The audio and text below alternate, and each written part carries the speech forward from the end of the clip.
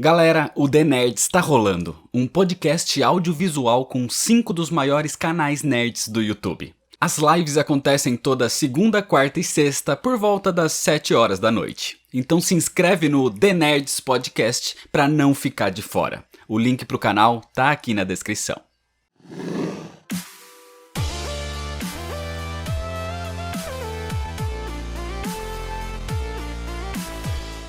Alex Ross é um dos artistas mais conhecidos e consagrados dos quadrinhos. Com ilustrações extremamente realistas, a sua arte é inconfundível. Ross trabalhou em várias editoras, mas pelo seu extremo realismo, ele não costuma fazer muitos quadrinhos inteiros. O que ele faz muito são capas e ilustrações especiais. Mas num momento ou outro, alguns trabalhos completos surgem e sempre, artisticamente pelo menos, são obras-primas. A lista aqui vai abordar HQs que o Alex Ross trabalhou dessa forma, fazendo a parte interna do quadrinho, e não as que ele trabalhou só com capas, por exemplo. Mas tem alguns itens onde ele também trabalhou na história em si, seja projetando o mundo, a criação dos personagens ou até mesmo argumento e roteiro. Sendo assim, o vídeo de hoje é para falar sobre os 11 melhores quadrinhos de Alex Ross. A carreira de Alex Ross dentro da indústria de quadrinhos começou em 1990, numa editora menor chamada Now Comics. Mas a franquia que ele foi responsável de fazer é bem conhecida. Tô falando de um quadrinho sobre o Exterminador do Futuro, Terminator: The Burning Earth, ou traduzido aqui como Terra em Chamas. Era uma minissérie de 5 edições onde a Skynet prepara um ataque nuclear para exterminar a humanidade finalmente. E John Connor lidera uma pequena equipe para destruir uma das centrais de toda essa inteligência artificial. O quadrinho não fez tanto sucesso assim, mas a arte de Alex Ross o levou para Marvel, onde aí sim o destaque foi imenso quando, ilustrando de forma magnífica um roteiro de Kurt Busiek, a história se tornou um clássico. Eu tô falando de Marvels de 1994. A HQ passa por vários momentos importantes da história da Marvel, desde o surgimento dos super-heróis, abordando tudo de maneira épica, com uma arte hiperrealista, que é a característica do artista. Sendo destaque aqui a inserção que a história faz, colocando tudo visto pelos olhos de um humano normal, vivendo nesse grande mundo de maravilhas.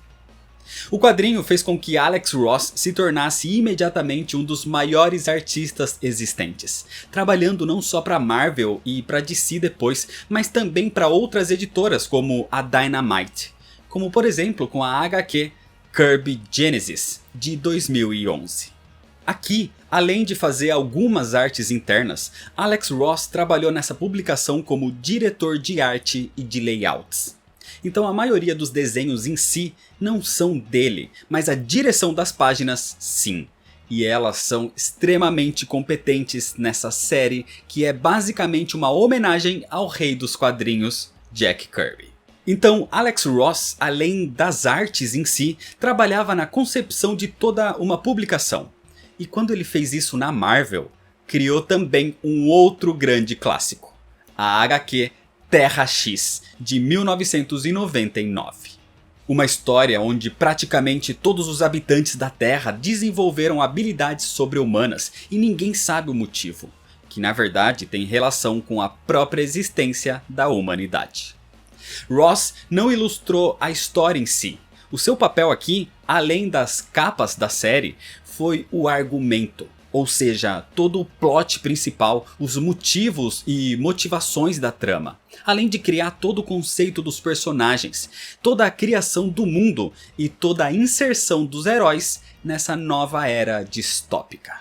O artista trabalhou em clássicos na Marvel, trabalhou em outras editoras, mas talvez os seus maiores destaques estão na DC. Um deles, por exemplo, foi feito entre 2005 e 2007 e envolvia muitos personagens clássicos. Eu tô falando de Justiça. Aqui, Alex Ross faz toda a série de 12 edições onde o heroísmo da Liga da Justiça é colocado à prova quando um grupo de vilões se une para fazer o que os heróis supostamente nunca fizeram: levar justiça ao mundo. Além de trabalhar com esses grandes personagens juntos numa grande história, Alex Ross também trabalhou com os medalhões da DC em histórias menores e separadas. A primeira delas foi Superman: Paz na Terra, de 1999. Uma história mais pé no chão que trazia o Homem de Aço lutando não contra um super vilão alienígena ou algo do tipo, mas lutando contra a fome no mundo. A segunda história desse modelo foi Batman: Guerra ao Crime, também de 1999. Um quadrinho que mostra o Homem-Morcego combatendo não o crime em si, mas a causa dele, tentando fazer de Gotham um lugar melhor para que os crimes nem sequer sejam uma escolha da população. Nem que, para isso, ele tenha que lutar não como Batman, mas sim como Bruce Wayne. A terceira história desse modelo é Shazam: O Poder da Esperança, lançada no ano 2000. Aqui, o ainda chamado de Capitão Marvel na época faz uma passagem por uma espécie de hospital para crianças e percebe que às vezes as maiores lutas não são com seres superpoderosos. E para enfrentar esses obstáculos e conflitos, a esperança é extremamente necessária.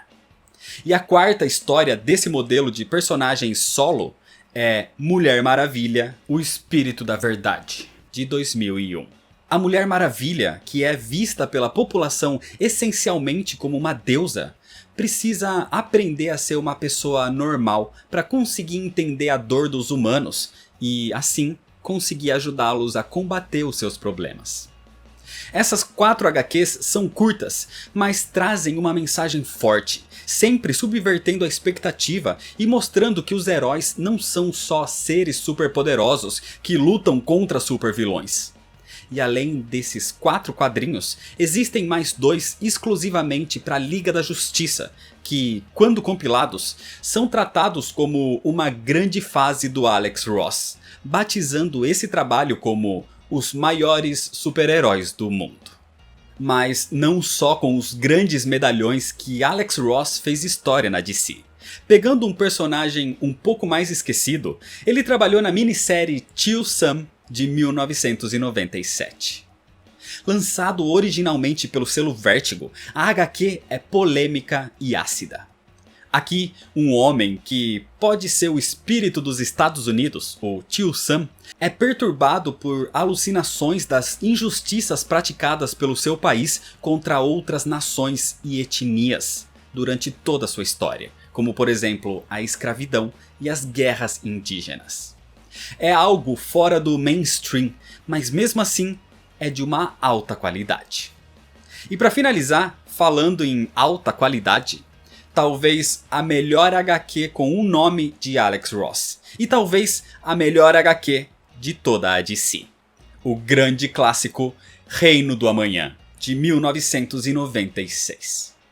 Se Marvels já tinha colocado o nome do artista no holofote da indústria de quadrinhos, Reino do Amanhã o colocou no patamar dos deuses.